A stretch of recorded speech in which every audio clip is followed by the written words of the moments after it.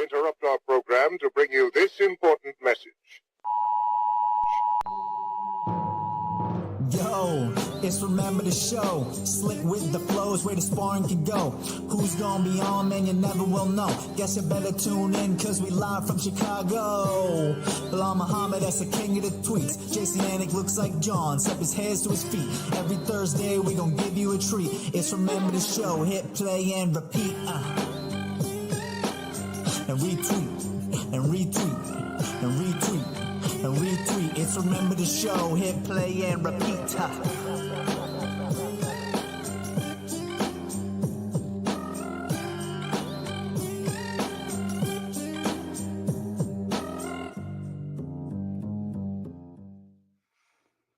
Oh, yes, we are back. Episode 143. Remember the Show. Jason Anik, Belal Muhammad, Bully B getting his chance on a microphone. First time since UFC 315 in Montreal. Great to see you. I'm not going to let you get on the mic yet, though. I want to start with a quote, Bully, for you. You know about this quote, right? But I just want to start with this for you, for the viewers. From the Instagram account of the musician, his Instagram handle at the Rob Morgan, right? So he said, this story from Alan Watts changed the way I view the ups and downs of my life as an artist. And by the way, Alan Watts has a British accent, so I probably won't do this justice, but I think you'll remember this, Bully. So I'm just going to read this to you real quick. Quick story. Once upon a time, there was a Chinese farmer who lost a horse. It ran away, and all the neighbors came around that evening and said, that's too bad. And he said, maybe. The next day, the horse came back and brought 7 wild horses with it, and all the neighbors came around and said, why, that's great, isn't it? And he said, maybe. The next day, his son, who was attempting to tame one of these horses and was riding it, was thrown, broke his leg. All the neighbors came around that evening and said, well, that's too bad, isn't it? Farmer said, maybe. The next day, the conscription officers came around looking for people for the army, and they rejected his son because he had a broken leg. And all the neighbors came around that evening and said, isn't that wonderful? And he said, maybe.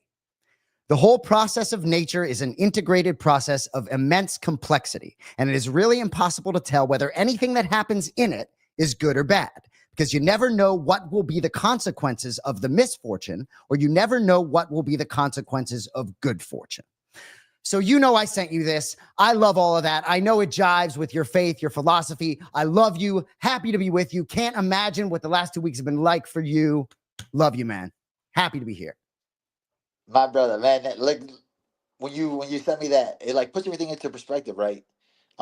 Because obviously I've been here before. This is not the first time I've ever lost. This is not the first time I've had something bad happen to me. And as you know, I'm a man of faith and I'm a man of believing and trusting whatever God has in store for me. And I've said it before the fight in interviews where people I ask and I always say, like, if God wants you to win, you're gonna win. If God wants you to lose, maybe it's meant for you to lose. Like, no matter what, it's God's plan, and God's plan is the best plan. And especially for somebody like me, I don't say words just to with fluff, right? I believe it, and I truly believe it, and I understand that there's reasons for everything, and you never know. Like you said, even with your story, for me, when I first got into the UFC, I thought my first loss was the worst thing that ever happened to me, and then I thought my second loss was the worst thing that ever happened to me. Then I thought my third loss was the worst thing that ever happened to me.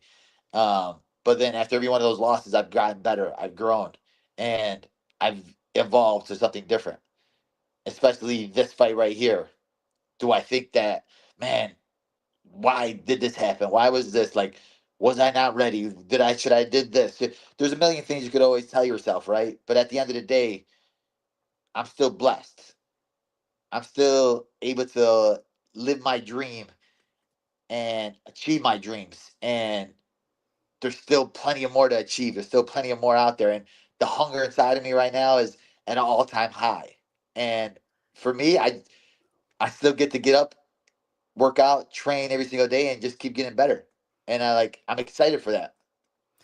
So there's so much for us to talk about. And when we talked earlier today, you know, for some reason, for me, it feels like it's been a year since May 10th. I know for you, it feels like yesterday.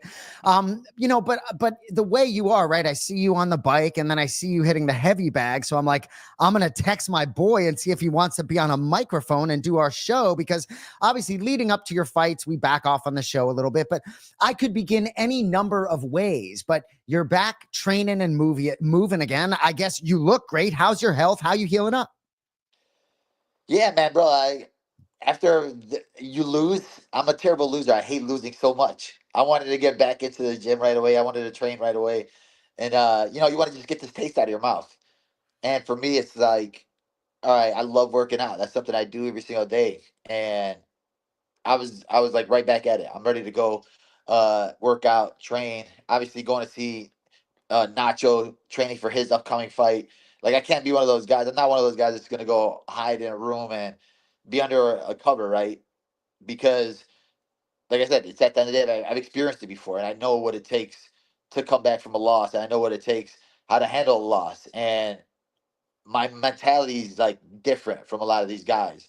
And there's a lot of people out here that can't take a loss, or you know, like I said, don't want to be away from everything when something like that happens. But for me, I need to sweat. I need to work out. I need to go. And I mean, besides the little bumps and bruises, our body's good. We're always healthy, alhamdulillah. We're able to work out again, start training again slowly. And man, I just can't wait for what's next. So, I got a chance to talk to you, but I didn't get a chance to see you, right? Lip looks great. Face looks great. I was surprised to see you hitting a heavy bag, but if for those of you that don't recall, the staph infection that put a PICC line in you for what, 6 weeks back in the fall of 2024, right? So when you started training after that, what could maybe only do a few push-ups. So for this, I bet there was something about this that you're like, oh wait, I can go move again, where that being robbed from you might have been bad in a different way than this. Oh, bro, it's like night and day. With that one, it was just so depressing because I couldn't do anything, and honestly, put stuff into perspective, right? Because like at that time, I thought that was so bad, and like what I love was going to be taken away from me, and I'm never going to be able to fight again, and never be able to train again, and never be able to like be in the gym again. And like you said, you're thinking when you're at the top, you're thinking a loss is going to kill you and break you, and uh you're never going to be the same after that. But like I said, when I'm looking at where I was those 6 weeks of not being able to work out, that hurt a lot more. Not being able to do it, not be able to sweat, that hurt a lot more. So right now that I'm able to work out, get my mind off it, get moving, get my body going again, man, it feels good, man. Because I like the energy you get from sweating, the energy you get from just being in a gym, man. It relieves so much of the stresses, the daily stresses of your life, and then you like put stuff into perspective of like what's real in this world, especially in the world we're in now, where there's so much other things going on in the world. There's so much bad stuff going on in the world, and when I first lost my first fight, I was like, I thought everybody was looking at me and judging me and making fun of me. Um, Now obviously I'm getting a lot more praise after a loss, but for me, obviously I don't care about any of that stuff. But like you see things in a different light, especially at this point in my career and this age of my life. A complete war with Jack Della Maddalena. We could take this a number of different ways. I just want to start by saying, and I said some of this to you in our private conversations, but what a week in Montreal for everyone who considers themselves a member of Team Muhammad. Like, how many deep, first of all, are we rolling in Montreal? Man, that's the hard part, right? Because like, bro, we probably had over like 100 people there, Bro. and you're thinking like, all right, we're gonna be celebrating afterward, and even for myself too, I've had losses where I've gone into my room and I'm like not wanting to talk to anybody. This one was a hard loss because it was like, all right, we accepted it, but we're in the hospital, bro, until like 6 a.m. And it was like the worst thing ever. I was like, bro, what the fudge? Please just stitch me up and let me get the fudge out of here. It was like the worst thing ever. And I was like, I didn't drink any water because we went right after the cage, straight to the ambulance and straight to the hospital. And my lip is just like sitting there like open. And I'm like, bro, can I get some water? Like my mouth is dry. And they're like, I think you're dehydrated. And I'm like, bro, you haven't given me any water. I need some water, please. Dude, it's just so funny, and maybe it was when I saw you running or on the bike where for me, when I say that it feels like it's been a year, because in a way, because of how you are, it's been able for me to sort of turn the page. Yeah, I'll be lying to you if it wasn't a few hard days. And I'm like a huge sports fan, right? So, and I hope you don't take this disrespectfully, but when like Boston sports teams lose like that in big spots, that sucks for me. Whole different level, bro, with my friend Belal Muhammad. It's like, right, when the Celtics were shitting all over themselves, your fight was coming up. I was like, I don't care about the Celtics. I just care about Bully B. But in terms of that week, right? Like I said, I gave your dad 20 hugs. Your dad is the mayor of the Fighter Hotel. Is he not? Just holding court. But everywhere you looked, it was Muhammad friends. I got super tight with your team, as I sort of always am. But yeah, man, like I'm texting with Mike Cannon that night about, I'm like, how's my boy? And he's like in the hospital. I'm like throwing my phone. It's a tough night, man. But so I guess in terms of the fight, whatever you want to talk about in terms of the fight, whether it's the game plan going in, how it played out relative to your expectations, there's so many ways I could take it. One thing I said to you on the phone is, I'm sitting behind my brother, John. I'm 6 feet away from you in the octagon. Jack is underneath you in round 5. There's 2 minutes, 47 seconds on the clock, right? I can fudging taste it. Take it wherever you want. The fight, 5 great rounds, fight of the night, but I know it's a bad taste in your mouth still. Yeah, I mean, I think a lot of people are going into it with like the game plan and saying, his coaches and blah blah blah. And for me, that's what hurts me the most because obviously I think I have the best team in the world, some of the best coaches in the world, and we go into every fight with a strategy and idea of what we want to do. And obviously for us, what our strategy was to take down Jack. It wasn't to go blow for blow with them, brawl for brawl with them. But man, it's a weird moment when you're training something so much and you're getting better at something, which I think my striking has grown so much, and I always said it. And I when I was saying that in the lead up, I wasn't lying about it. When I was like, bro, I can box with them, I can strike with them. I'm not afraid to box with them. I'm not afraid to strike with them. And I went out there and I just felt good, man. There's like when they say there's a different energy when you're the champion and you gain 20% better. It's for me, I always thought I was the best in the world, and I still think I'm the best in the world.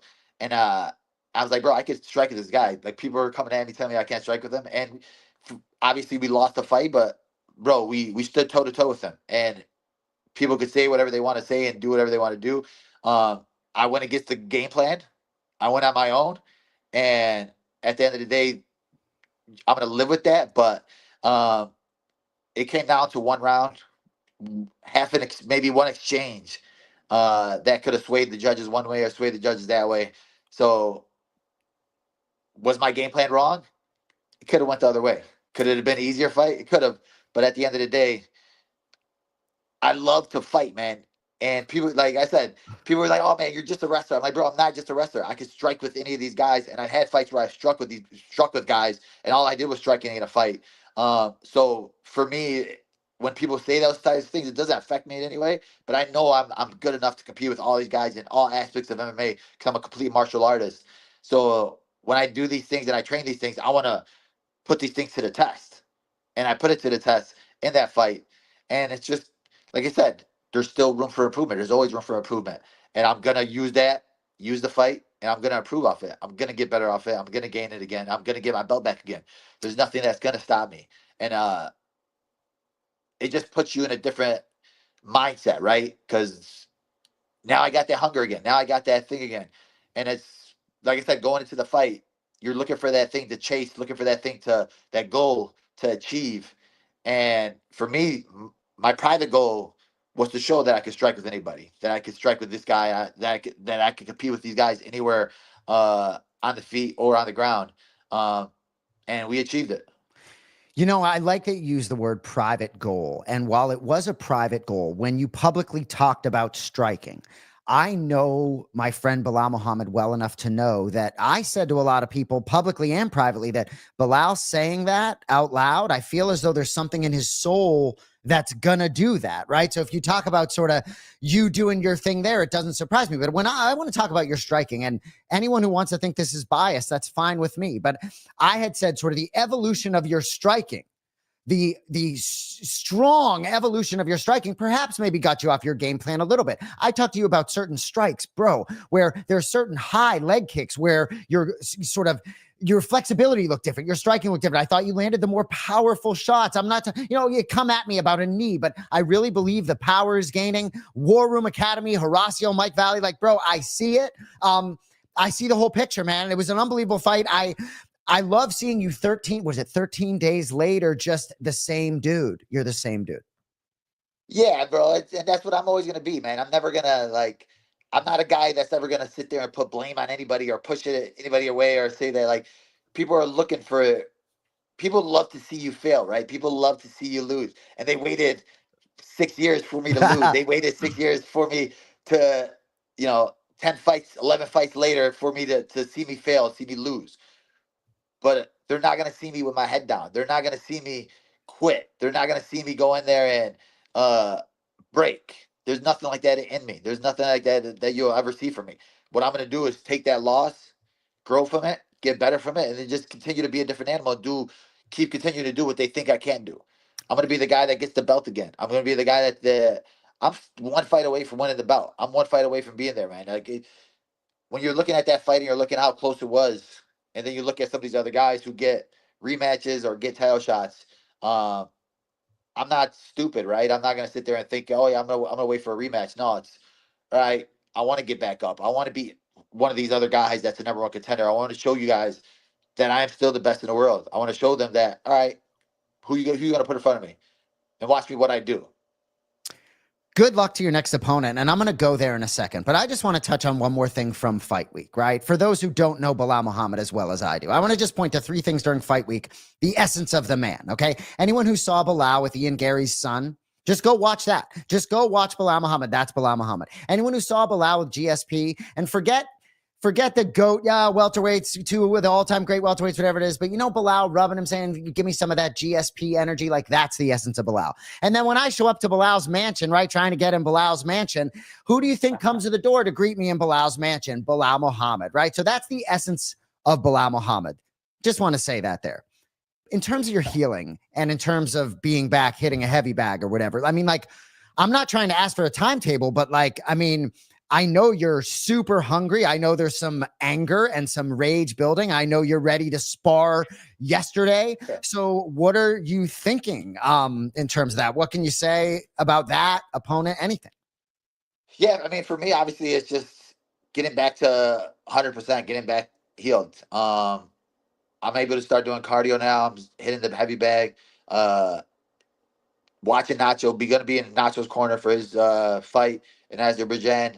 I got to be there for my boy no matter against what. Rafael Fiziev, yes? Yeah, and it's for me, it's just making sure that he gets everything that he needs, he gets his W, making sure that he's good, and then all right, now we see what's next. Obviously, when I'm looking at the division, I'm looking at the landscape of the division. When I think of who it could be, obviously jumps out to the table. If Kamaru wins, I feel like it'll be Kamaru. If he beats Buckley, gets past Buckley, you got Ian Gary, you got Brady, and then even if Buckley wins, at the end of the day, I think it's whoever gonna get if they do, which I'm assuming Jack and Islam, whoever's next is gonna have to win one. So I think it all comes down to how they match everybody up and put it in there. But I think whoever's gonna get next is gonna have to win one more regardless. And me, I'm gonna make a statement and I'm gonna put it out there, and I'm gonna get it. So there's not gonna be no guessing. I believe it. Yeah, well, it's an interesting board. Looks a little bit different. One thing we've talked about, and I've said ad nauseum really, is, you're going to be 37 on July 9th, right? Whatever anyone thinks the MMA prime is, I think maybe, mid to late 30s even. I think, men beat boys sometimes. I understand sometimes the young guys catch the old guys, but you're a unique 37-year-old. Your body is a temple. You don't eat French fries out of camp, right? You order a burger, maybe eat the bun, but no, right? Your discipline, even the way you healed from the staff and the doctors talking about the way your system just healed from that. So I guess when I look at you, I still look at you as in your prime, maybe even getting better. Many, many fighters would be back the other side of the mountain, especially after losing their belt at this age. I don't believe that's the case with you. Yeah, 100%, man. I felt the best I ever felt. I felt the strongest I ever felt. It was a great camp, great things, and like I said, I feel like I'm still improving every single fight. I'm still getting better every single fight, and I still have that hunger and desire to keep achieving greatness. There's nothing in me that's like, oh, I'm done now, or I'm sad now, or all right, let's just see what YouTubers are out there. Nah, man, I'm still chasing the legacy. I'm still chasing the dream. I'm still chasing GSP.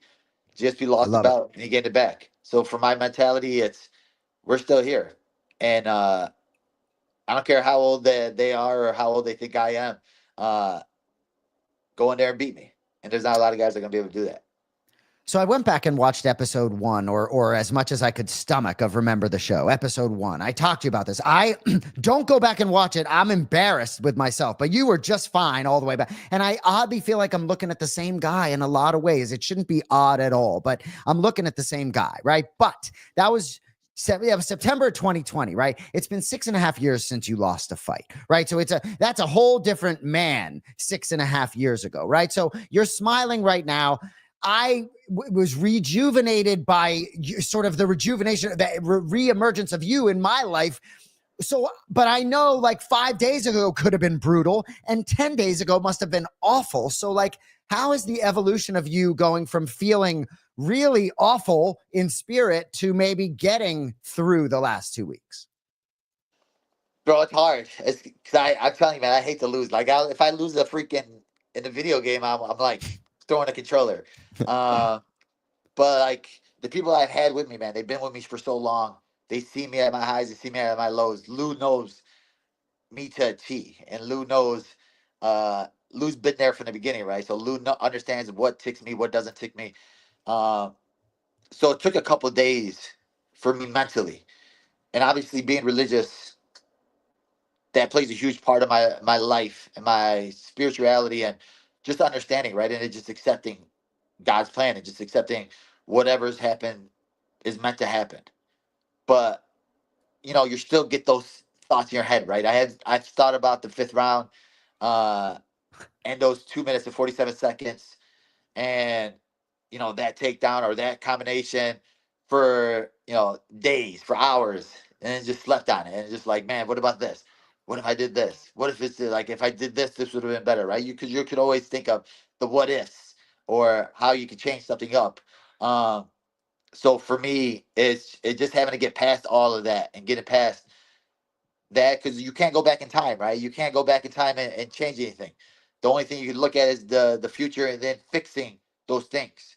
I'm a guy that always likes to fix things even after wins, right? But now this is the first time in 6.5 years that we're fixing something after a loss. And is it a big fix where it's like, oh no, I got to change this, and this? No, it's not. It's little things that we're just sharpening up. Little things that, all right, well, now we adjust this. Now we did this, and it's just like you're chasing in this game. It's like chasing perfection. You're never gonna reach it, right? But you got to keep chasing it, and it's like you got to keep evolving every single time. And you can't give excuses for everything, because then you're never gonna fix anything. You're not gonna get better, and you're gonna think that I was doing the right stuff or I was doing this and that was fine, that was good enough, but it's not good enough. I I see myself ending my career when I'm done, and them saying, man, he was like the complete martial artist, the complete fighter, and we never seen anybody like that. So that's what I'm chasing. And for me to chase that, you have to go ups and downs. And like I said, the downs make the ups that much better. But now I feel the down, and the down hurts. But that pain is just gonna make the next guy feel the more pain. Your attitude is so inspirational. The look on Lou Taylor's face, I feel like I caught eyes with him sort of after the fight, and I can't even describe the look. It just I know Lou well enough to I've never seen that look, and Lou's got a lot of facial expressions, right? Never seen the look after the fight on his face. Just and it's sort of because it really is an odd feel, a foreign feeling to those that have watched you just wreak havoc in the division.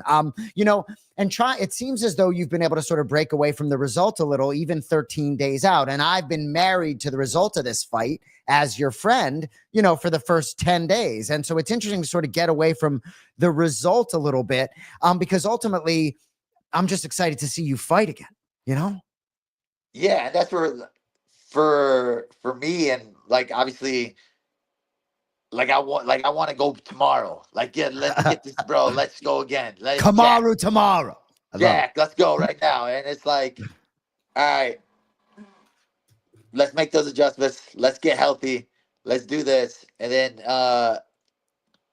for me, it's like all about God's timing. God's timing is the best timing and understanding it. And then like truly believe in it. But then like you put your at the end of the day, the people that are like smiling and laughing at it and like, happy for the failure, it's good because it's only going to keep fueling me. It's back to the fuel on my shoulder, the back to the chip on my shoulder, and it's only going to make me work that much harder.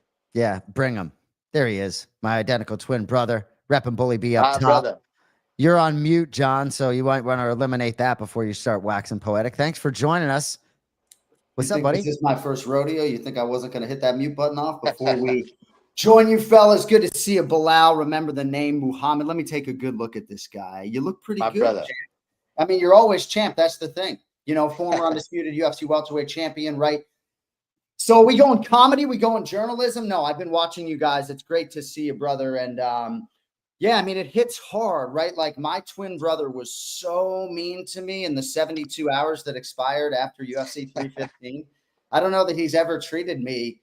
I was probably meaner to Dominic Cruz, but go ahead. Oh my gosh. Did you tell Belal about that? No. Yeah. Not privately or publicly. So, yeah, I mean, maybe we should save this for the Jon Anik app. No, yeah. This is like the buried footage of Belal Muhammad and Kamaru Usman. No, there was a very spirited conversation in the hotel room, a lot of emotion after your fight with Jack between me, Jay, and Dominic Cruz. And yeah, I mean, just a lot of emotion. And your friend Jason kind of flew off the handle a little bit.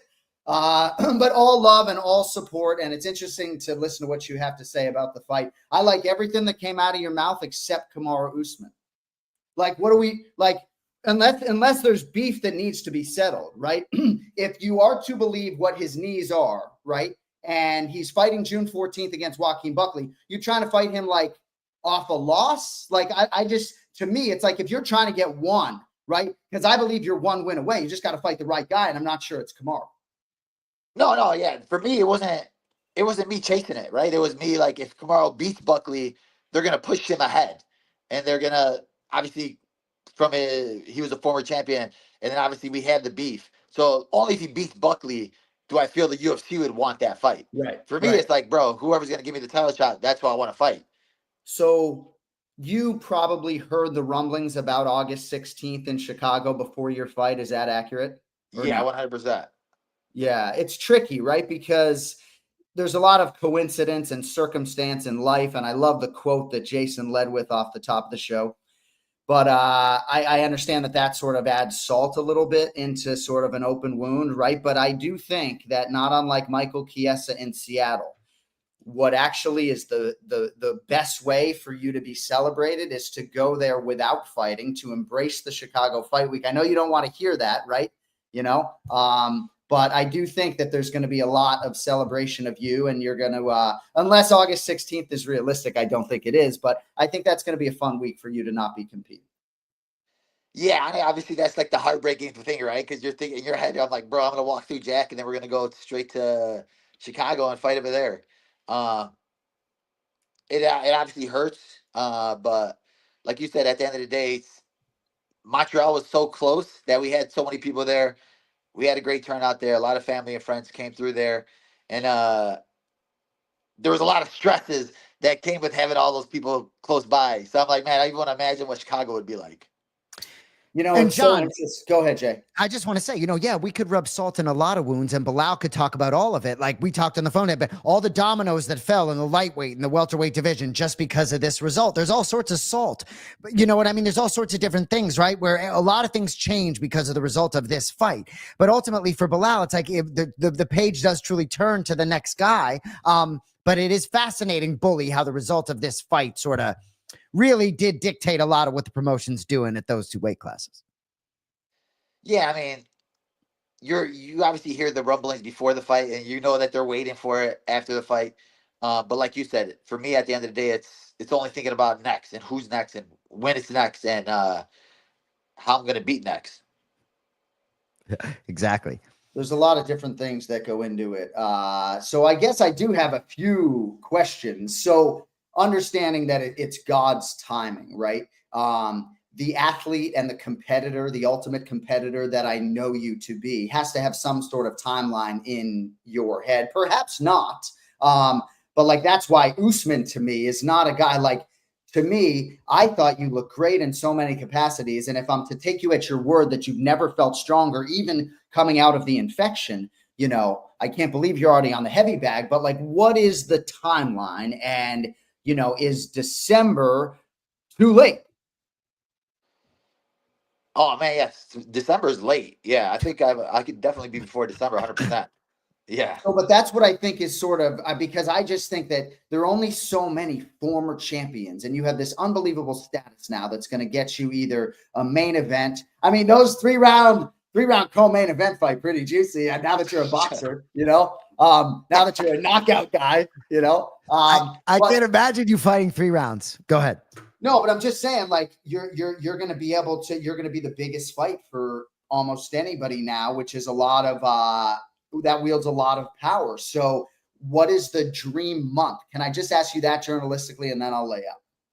Yeah. I mean, for me, the dream month would be October. Abu Dhabi? But not all the way in Abu Dhabi. Ha! Why? Because your entourage is MSG? now getting too big to send 200 people to Abu Dhabi. I mean, have you guys talked about this entourage a little bit? I think you did. Yeah. Oh, dude. Yeah, bro. It's standing room only. You know? Bro, it's only 2-hour flight from Chicago to Montreal. That was like the epic part about it. But like you said, now the people that I have with me they're going wherever we go. And Abu Dhabi is just so far that you have to go out there early. And it has to be like a week camp, and it's like just like a long process to do a camp out there. So even if it's like, I don't know I don't even know what the schedule is in October. But if there's like we say, I was talking to the right guy. My paperwork. I I don't have it with me, incidentally, and no, I don't really have much more information than you do. So, but for real though, the idea of you training for a 3-round fight. Obviously, I can imagine a fight not lasting 5 rounds, but that just feels, you know, for the cardio king, or a 3-round fight just feels, I'm interesting. I mean, I guess your training would probably remain the same, but no, I mean, yeah, for me, it's like regardless, I'm still gonna probably train the same way as I did for the 5-round fight. Like it's really a doesn't stupid change. fucking question. Is what that is. Yeah, that's what you call it. That's why we have the journalist here, who I think you've used the word journalist. Well, here's the thing. If you are on Team Muhammad, I'm going to get out of your hair here in a little bit. Remember the show live on the Anik and Florian podcast. So Team Muhammad members, I would think, become Jack Della Maddalena fans now, because you need him to win, right? So this epic fight could be a Hall of Fame fight for you, by the way, Bully, you know, but this epic fight now will age gracefully if Jack remains the champion, right? So certainly you'd like him to do well. And I also think a Joaquin Buckley win as a guy who might fight you in a main event in October, you know, makes a lot of sense. I love Kamaru Usman. He's decorated, of course, Hall of Fame status in the future, but the thought that he would compete June and October, I think, is very ambitious. I think that Belal bringing that up is really if Kamaru gets through Buckley, right? I think that's when that becomes a real conversation, right, Bully? Yeah. It wasn't like, bro, I hope Kamaru wins. I don't think Kamaru's gonna win. I think Buckley wins. I was just thinking, what if I see the UFC looking at it and saying, "Oh man, that's gonna be the one that would make sense for the build up," yada yada yada. But for me, yeah, I think if Buckley wins, I think Buckley would do a quick turnaround, and Buckley would want to fight again. And he's the guy that's willing to fight. So yeah, 100%. Him in October would be great. So before you get out of here, John, I guess for both of you, before we get into our topics, Belal, Yair getting a title shot in Guadalajara versus Volk, UFC 320? It makes a lot of sense, right? And I think Yair, after that huge win, and the way he beat Pitbull, and like I said, man, people could say whatever they want about that first fight. That headbutt played a factor, and the headbutt was a hard headbutt. And I think Yair now is just a different animal and a different person. And man, I hope he gets it. John? there are a lot of inconvenient truths of the fight game, and not that I'm peeling back the curtain, right? But a lot of matchmaking and forecasting is such that the thought process is, what does that division look like if Yair Rodriguez is the champion versus Movsar Evloev, right? You already have Alexander Volkanovski as the champion. You know what his relative drawing power is and how he moves needles, and he's in a nation that cares about MMA greatly, obviously, right? But Movsar Evloev is 9-0 in the UFC. I shit you not. I went to UFCstore.com today and bought a Movsar Evloev t-shirt because I didn't know what else to do, right? Oftentimes I support fighters by purchasing their merchandise. And I love Yair, right? I do think he's live in the rematch with Volkanovski. To your point, like, you know, I have an affinity for him. I finally got that Instagram follow after years, which made me very happy. But yes, the politics of the game are such that it's not so much that Movsar's 9-0 with all decisions and Yair is, you know, the most dynamic guy in the division, but when they forecast what a guy's potential might be as a champion, you know, a knockout artist from Mexico that's bilingual and looks like Yair and checks every single goddamn box, you know, here's your rematch, son. Let's see what you can do with it. Makes a lot of sense. Thanks for coming on. Any final words for Bully, John, before you get out? Yeah, I mean, I just want to say, you know, there's a lot of sort of emotion in this fight game, and you can't help but develop interpersonal relationships. So I think you know how much love and care there is for you in this room. And, you know, the other side of this fight for me, whether I call it down the line or not, is just that my call is not objective, you know, and thankfully when I watch it back, I think in all respects, it was a pro Jack Della Maddalena call when the moment's called for it, but just so much appreciation for the way you carried that fight week, the way you handled that pay-per-view in Montreal as the undisputed champion, the man around whom the fight card was built. And, you know, I know Dana believes in you. I know much is made in the public, but I can tell that you and Dana have a definite kinship between you. And I'm just excited about the future, man. I really am. I think you're a young 36 or whatever you are. And, you know, keep lining up the pins and keep knocking them down, man. I can't wait for the next one. I think you're a young 46, John. Me? Yeah. What do you think? I don't know. You want to open me up? All right, buddy. My brother. Peace out. Love you, bro. Love you, Belal. Cody, you can put up the topics whenever you want. So Belal, you don't have to answer this right now, but Dana pulled you over and said something to you at the weigh-ins, right? And I meant to ask you this privately, but it looked like yeah, I think he's got a lot of love for you. So you don't have to disclose what he said, but he pulled you aside and spent a minute in your ear at that moment, you know? No, like I got nothing real respect for Dana. Obviously, after the fight was the biggest one, right? Because, like, even after beating Leon, all I heard in my head was it wasn't a barn burner. So after this fight, he gave me a lot of respect and a lot of love and said it was an amazing fight. So obviously, he was coming in a loss, but, like, it felt good just to get his respect, right? Because when you win dominantly for so long, and then people just like you get more love after a loss, but it was just like obviously the style of fight.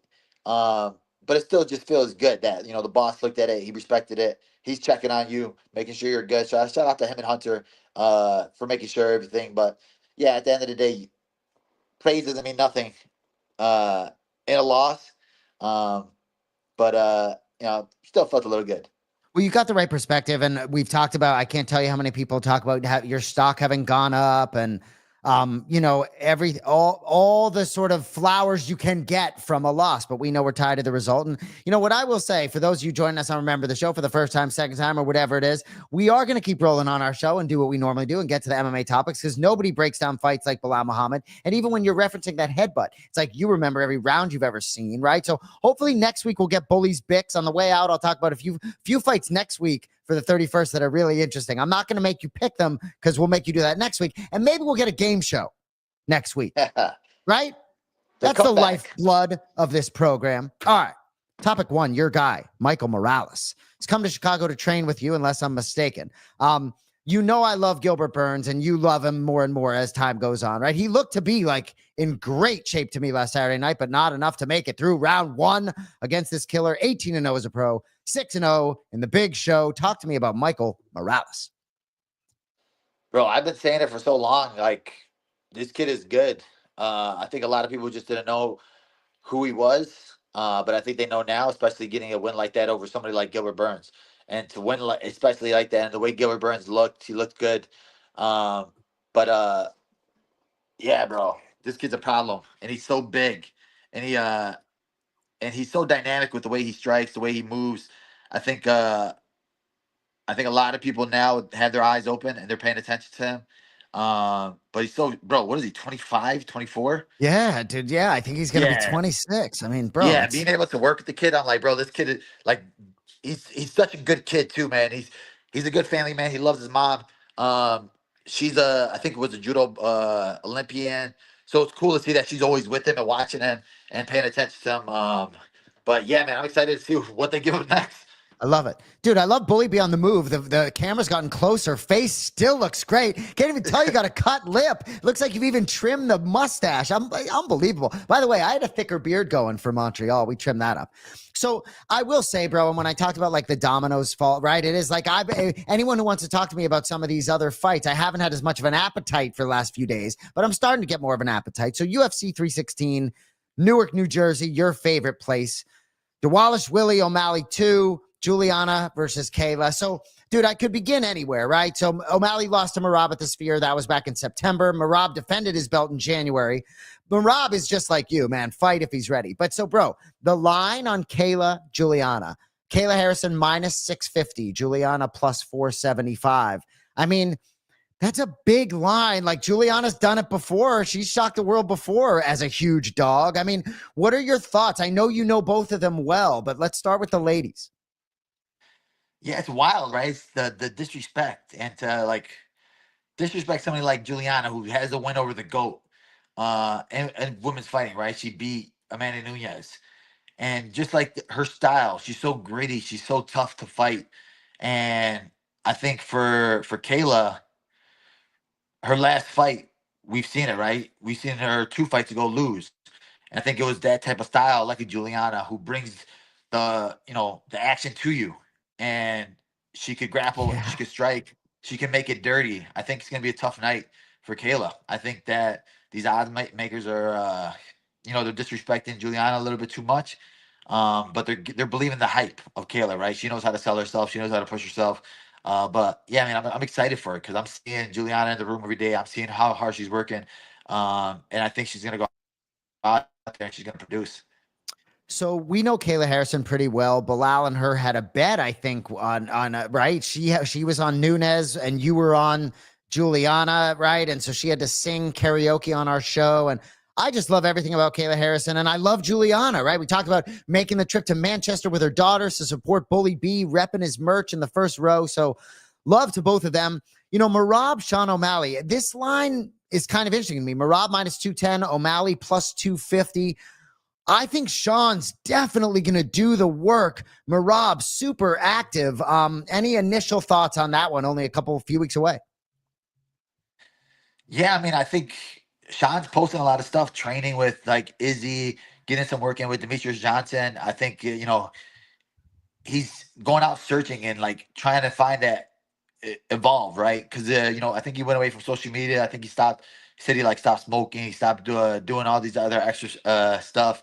And, he had moments in that fight. I think a lot of people will go back and if they rewatch it, he had some decent moments in that fight. He had even in that 5th round where he hit him to the body and it hurt him a little bit. I think he's very smart with the way he like trains, and people don't give him the credit for it because I agree. all the extra stuff. But I think he's very intelligent. I think he's going to come out there and know. I still think that Merab has to be perfect for 5 rounds, and Sean still has that one punch power, still has that shut off switch. So I think that he's going to find different moments. And I don't know if he said he had an injury in that first fight, but Merab is just a tough guy to fight. Like, that style is just so hard to deal with, so hard to fight. And having a war like that with Umar, his last fight, I think that leveled him up. That changed a lot of things. And I'm sure he's more confident than he's ever been in his life right now. So interesting thinking about. I think that line may move a little bit. I wouldn't shock me if people gobble up Sean O'Malley at 2.5-1 as an underdog. I still think there's some value there. UFC 317 International Fight Week. This fight card, it's like everyone's like, oh, they haven't announced 317 yet. Well, all of a sudden now it's like really good and they've announced it. So Ilya Topuria, Charles Oliveira. You get Dariush for Renato Moicano. That was supposed to happen when Moicano filled in for Sarukyan back at UFC 311 in January. Co-main event, flyweight title, Pantoja, Kai Kara-France, Manel Kopp, Royval. Like, that's a good fight card. Topuria, Charles, we'll get to that. But I want to just ask you about Dariush Moicano, because we know Beneil Dariush, he came out and said, like, had I been given that opportunity instead of Renato, maybe would have done something with it. Beneil Dariush had a very long streak. He's a very interesting fighter. I don't know. Your thoughts on Dariush Moicano after sort of round 2, if you will? Man, honestly, I think that the time off is going to help him a lot. I think that even that fight going out, that extra time probably helped him a lot. Like, we've seen it. We just saw it recently with Volkanovski, right? Coming off of 2 hard losses, and you look at like who he lost to, and then all of a sudden he wins in a war, and you're like, man, his chin is still there. He's still good. Like Dariush, when you're looking at the guys he's lost to after that huge long streak, it's not like they weren't killers. They're still the best in the world. Yep. And I think people forget that. I think for Moicano now, it's all right. Let's see how hungry he still is, because when you get your title shot like that and you get that big check, then it's like, all right, am I in silk sheets right now, or am I still having that hunger to try to get back to that spot again? Am I still, Islam's gone now, so now like the door's open for me to get another title shot, get another thing. So it's like, I think it comes down to mindset, and I think Dariush seems like he's hungry again, and he knows that his name's big enough, and I feel like if he gets a couple wins, that's a title shot that he's never had before. And he was one of those guys that, when you had that 8 fight winning streak and you never got the shot, it's like heartbreaking. So I think that I'm excited to see which Dariush shows up. And it's interesting to talk about Moicano. He just opened his own gym down here. He's obviously at ATT, but he just opened his own gym in South Florida. He's got another boy on the way, second son. So yeah, I mean, life can come at you fast, right? But I do think anyone who's had the success Moicano has had, regardless of what happens outside of training, he is committed to training, and I think he'll be ready to go International Fight Week. Patchy Mix in the UFC. It's about time. I'm excited about this. You've known Patchy for a while. Engaged to Tatiana Suarez, who you've known forever. I'm excited for this. So he's stepping in for Chito Vera to face Mario Batista. I believe that's June 7th in Newark, unless I'm mistaken. Mario Batista 7 in a row. Patchy Mix is a whole different animal, though. But what a fight there, bro. Yeah, I'm so excited that he got signed. I was like, bro, this 135-pound division, which was already great, it just added another huge piece to the puzzle. Bro, but like, I mean, Batista's a hard test to be your first fight and on short notice. But Patchy seems like one of those guys, right? He's been out I don't think he's had a fight for over a year. And, I think he's done a couple of grappling matches. But he's always training. He's always in the gym. I know he was in camp with Tatiana her last fight. He's been cornering a lot of guys. I'm always seeing him train with everybody. I've trained with him, and I'm like, bro, this kid is not a 135-pounder. He's strong. He's good. I think that if he goes to the ground, it's going to be Patchy. But he has to get it there, right? And on the feet. And I think that Batista is very slick on the feet.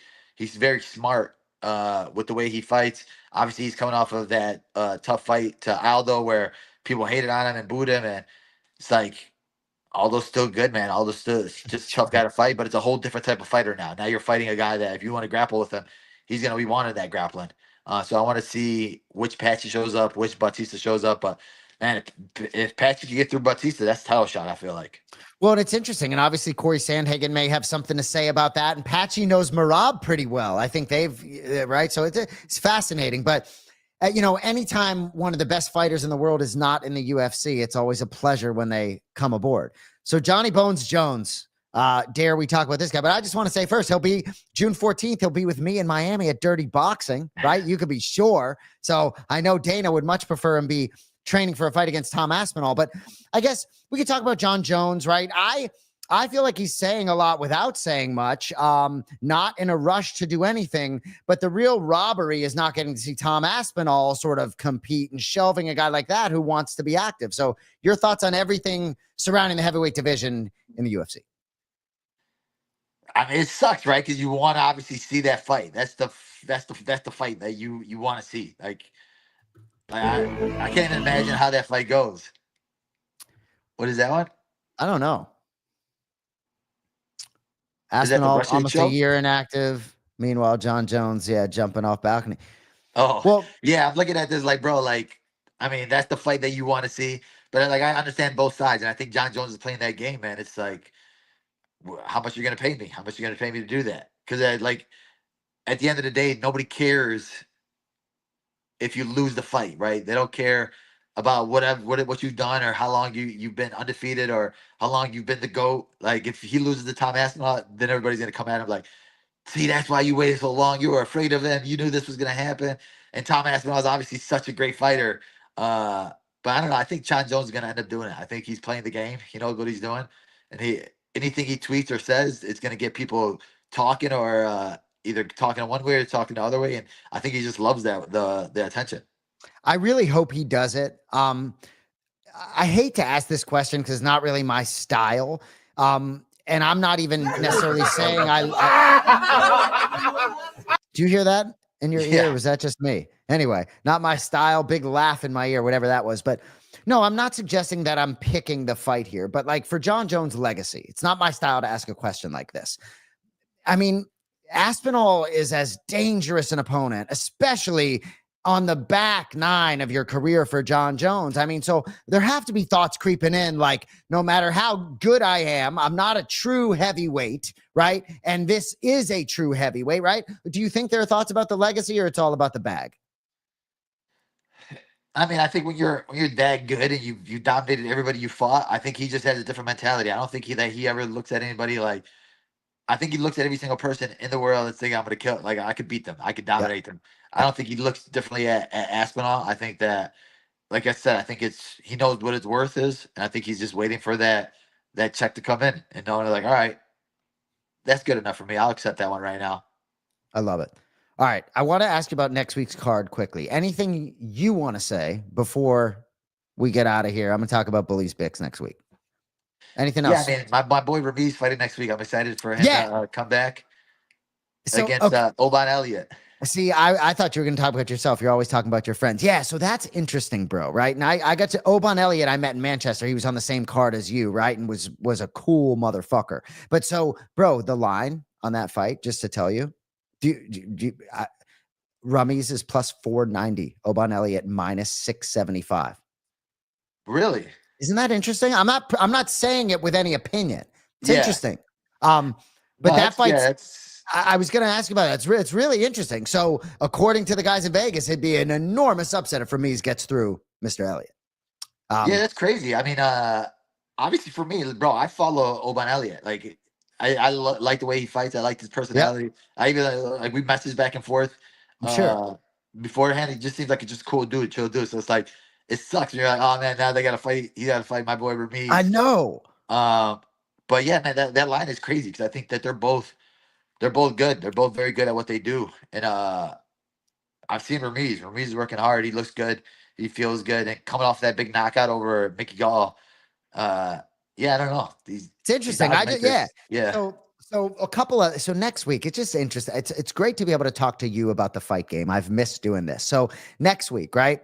I assume we'll do Bully's Bicks on the show. So I'm not going to ask you to pick it. I'm just going to. So co-main event, lightweight division, the unranked Ludovic Klein. You know that name well. Plus 150 versus Mateusz Gamrot, minus 180. But Mateusz Gamrot's number 7. And it's really interesting how the lightweight division, Klein has a win over Bahamondes, right? Obviously, Nacho is on a crazy track. But it's really interesting, right?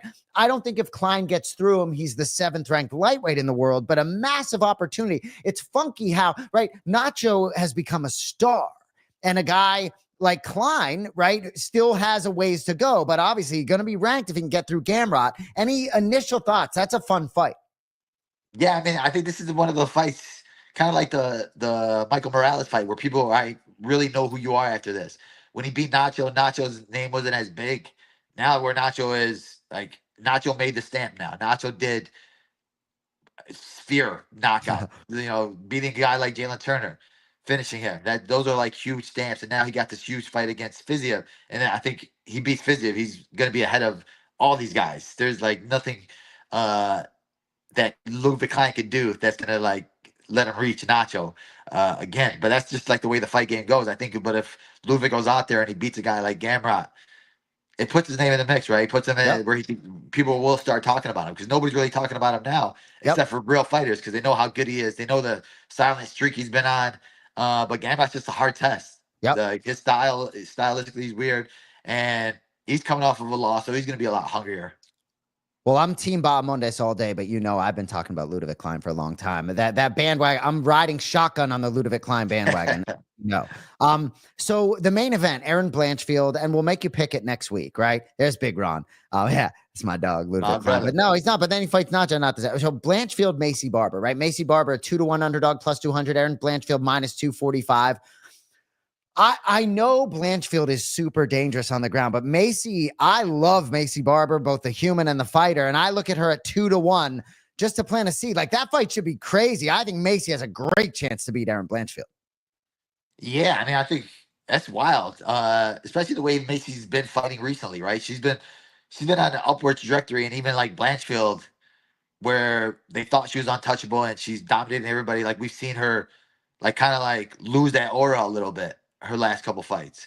So yeah, I think, man, Macy go out there and get herself a title shot with a win here. I love it. All right, so next week we're going to be back. Remember the show. Maybe we'll go live Thursday night in our normal slot, whatever works for Bully B as usual. But it's great to see you, man. Your energy is infectious. I have so much admiration for you, bro. We got you right next to me. You can be sure. So, dude, we'll make Bully's Bicks next week in game show, right? We got to get some heat on the game show. Oh, I'm so glad. Speaking of game, dude, Jared Flash Gordon, right? I asked you this earlier today. You're home and you get to watch a knockout from one of your best friends in the world. Talk to me about Flash for a second, please. Bro, that hyped me up so much, man. To see him go out there and get a win like that was, against, bro, Moises has been in the UFC for so long and he's only like 28 years old. It's crazy. I thought this guy was like, really? Yeah, he's like at least minimum 30 or maximum 30, but he's been in the UFC for so long. He's fought everybody.